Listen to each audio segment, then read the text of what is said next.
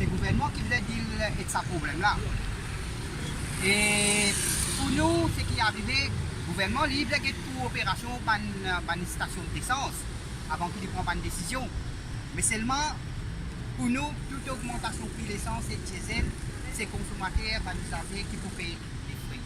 Et nous, bataillons, c'est continuer à baisser l'essence et diesel et que le gouvernement est capable de faire une amorce des manières. Il doit pas avoir consommateur. Donc, pas justifié par la fête. Non. Non, mais ça, nous peut peut-être tout à fait avec le gouvernement, parce qu'il y a toute marge de profit. Mais il n'est pas besoin de toute marge de profit, c'est le consommateur qui te dit. Ça n'a là, il pas possible. C'est pour ça que nous bataillons là. Nous parlons que les sens augmentés, les sens déjà baissés, au contraire.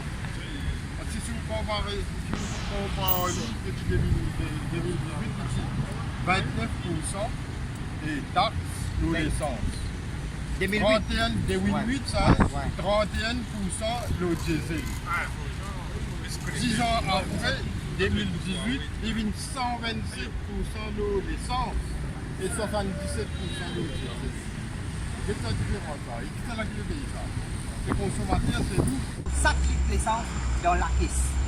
Donc, capable de baisser l'essence et le diesel pour que les consommateurs, les usagers, les travailleurs n'aient pas souffert de la papier.